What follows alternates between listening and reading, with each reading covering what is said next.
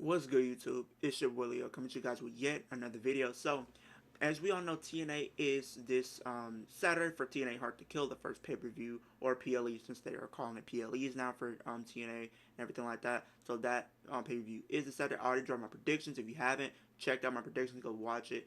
But I wanted to specifically talk about the different rumblings happening going into Hard to Kill, which is we've been hearing all about the debuts happening, returns, all that good stuff. And I wanted to talk about a specific debut that I think could indeed happen this Saturday. I don't know if it will, but I'm just giving you guys my take on it and where do I feel like it could lead to. Do I think it could be a good move? Um, and everything like that. And that is being Ashley Sebera, the formerly known as Dana Brooke in WWE. If you guys have been following my channel for quite some time, you do know I am a Dana Brooke fan here. Um, and it was very heartbreaking to see her get let go from the WWE just because I was one of those fans that wanted to see her succeed. And I think even if you guys don't you know have the same viewpoint as me as I have for Dana Brooke and whatnot.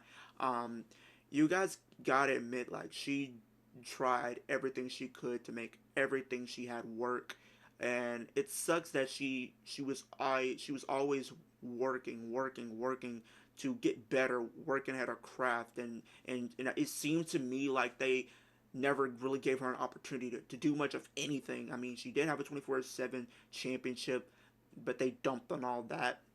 And then to top it all, what made it even worse is they were taking away signs from fans who had signs that said "Give Dana Brooke a chance," which was just stupid. That was just bogus, if you ask me. But that we're gonna get WWE out of there, okay? We're gonna talk about TNA now. TNA, like I said, is this Saturday, and I do feel like she could potentially show up. And now the question is, if she shows up, where will she be used? Now, there's different scenarios. She could potentially show up to give an assist to a current wrestler there. I feel like that could be a great debut. Maybe it's somebody in a title match or somebody in the Ultimate X match. I could see maybe she aligns herself with somebody in the match and then, you know, um, becomes more of like a henchman for them, possibly. I could see that happening. I know one idea I was thinking about is maybe she comes to TNA and she aligns herself with Giselle Shaw. I think that would be great. You can have them potentially go after the Knockouts tag team titles while Giselle Shaw is also in line for a pretty much a world title opportunity at the same time, which you can have her win and you can build a feud based off of that. There's also other scenarios you can go with. You can have her, be used in a tag team and have her debut against some of the tag team champions down there, and Masha Stanovich and Killer Kelly. I think that would be a great way of introducing her if you want to bring her in a tag team capacity. Um, there's been so many different tag team partners that have been released, and she could, by well, end up teaming with them, like a Tennille Dashwood, a Mandy Rose. I think either one of those could potentially work. But I'm gonna go with the one that I feel like could indeed happen the most. These are different scenarios. Comment down below which scenario do you guys feel like you would see being more realistic as far as if she does indeed sign with TNA and shows up this Saturday. But the one I feel like is gonna happen, I know we have the Ultimate X match that is taking place this Saturday with 6 women, and they all have the opportunity to win that the X and cash in for an opportunity at the Knockouts Women's Championship. And the way I feel like it's gonna happen is potentially they're gonna have all those people announced, and we've seen this happen before. Not even just in TNA, but just in different you know um, companies where they announce everybody, and then when they get to the show, they have a surprise entrant to be part of the match. And I would think that would be interesting to bring her in and to try to make a big deal out of her upon her debut, because I feel like she would definitely benefit by being in the women's division in TNA, just because they value women's wrestling. They allow their women to develop interesting characters. They allow their women to be involved week in, week out. and they don't have like a big loaded roster of women like that, like for WWE, because I think with Dana Brooke being WWE, the chances of her being able to succeed when you have so many talent there, it becomes hard. But she still was able to get used when she could, but they never really used her to her full potential. Like I feel like they should have been. Like she should have been like a former women's champion. She should have. Like it's crazy to think she in WWE she never held the NXT Women's Championship, the women's tag titles. She's never held the Raw or SmackDown Women's Championship either. So it's like, it sucks that like she never got to accomplish anything because they never really try to do anything with her. But on TNA, on the other hand, they definitely will allow her to be able to kind of be more of herself. And I think this is another thing I kind of said it earlier. Is like when a lot of these people are in WWE, they're not able to show their true selves, and sometimes people can thrive in different environments. Some people thrive with like in the WWE and things like that, but some people maybe be able to thrive elsewhere where they're able to really show their personality a little bit more, and through the promos that they can have, like in WWE they're more like scripted, but TNA isn't like that scripted like that. They're not really like PG like that. So I feel like maybe like a Dana Brooke or Ashley Sebera will be able to thrive in those circumstances where she's not really as scripted, where she's able to kind of do what she wants and kind of say what she wants to say.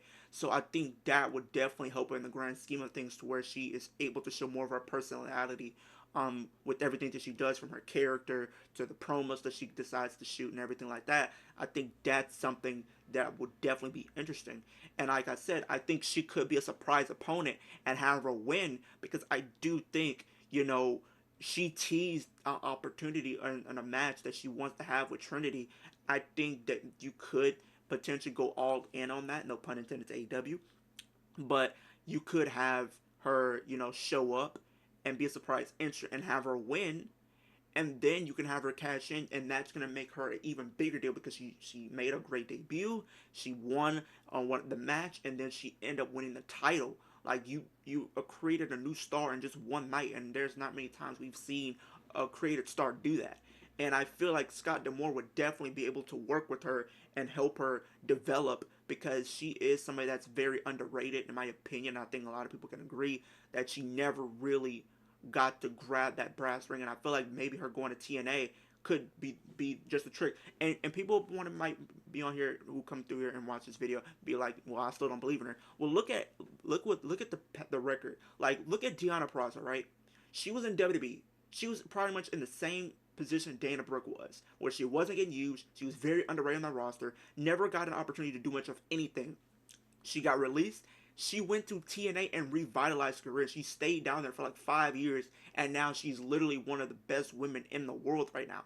She's literally one of the best women in the world right now. And just think about what could come out of it if Dana Brooke was to replicate the same thing, where she leaves the WWE, wasn't treated as a star of any sorts like we all know she should have been, and then she goes out and she goes to TNA. She can even do some stuff on the indies while she's in TNA to kind of even build her brand and build her name up even more. So now think about 5 years time, or potential, or 3 years time, she could be in a bigger spot to where she might be a more sought after wrestler with these different companies. She could potentially decide that maybe she wants to go back to WWE at some point, and then she's a bigger star when she left. I feel like she can definitely have that. We've seen Cody Rhodes do it. We've seen Drew McIntyre. We've seen Matt Cardona tear it up in the Indies, and he's still doing it.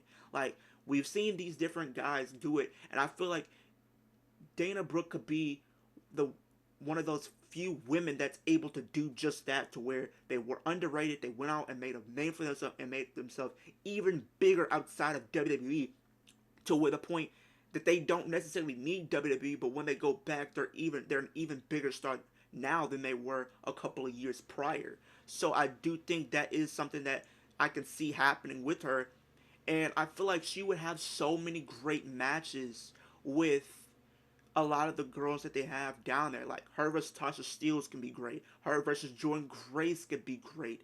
Like her versus Giselle Shaw can be great. Like they have so many talented women. I feel like she can mix it up with, and they can bring out the best out of her possible. And I feel like that is something that people should be paying attention to. Like think about like the different things she could do and accomplish. You know, now being in TNA. You know what I mean?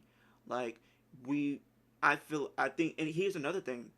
Like if here's another, I think Impact is going to be in need of a potential, new star, a new star to kind of be at the top of the women's card or top of the women's division. We've Trinity, she's pretty much about to be on her way out. Mickey James is not there. She's probably going to go back to WWE, just like Trinity's probably going to be doing. And then you have Deonna Purrazzo over in AEW. So you had three potential big stars in not AEW but TNA, all about to pretty much two already gone and one about to be joining them potentially. You know what I mean? So now it becomes a question where you could build a new star, and I think somebody like a Dana Brooke could be like that veteran locker room leader, but also be a main event potential top star in TNA. And I would love to see it because I think they can definitely pull it off. We've seen it happen before, and I think even Scott D'Amore even talked about it a couple years ago, to where he says you can pretty much be like a jobber almost in WWE, but you can come to TNA and they can make you into a star. And I think someone like Dana Brooke can definitely fit that bill because they never did anything with her. If we're being honest, like they never tried or anything like that. And now her going to TNA and becoming a main eventer, like sign me up. Like sign me up any day of the week. I'm all for it. Like if you want to be honest, if she shows up to TNA, I'm gonna be. I mean, I already watch TNA as it is now, but I'm gonna be watching TNA even more just because now that she's there, tearing it up, and now being for me being a Dana Brooke fan, now I'm invested to see what she does after TNA. Like who's gonna be her first feud. If she wins the championship, who's gonna be her first challenger? Those are gonna be different stories that I'm gonna be want to pay attention to after Hard to Kill. So but that is the end of the video, you guys. Comment down below, let me know. Do you guys think it's a possibility she does show up this Saturday at Hard to Kill? If she does, what capacity do you think they probably would use her in? Do you think they'll just have her do like a vignette, a promo? Do you think she'll get involved in some type of way? Do you think she'll be a challenger for one of the be a surprise entrant for the Ultimate X match? Do you think she will possibly be in a tag team? Do you think she'll probably just get involved and kind of help somebody else win a match?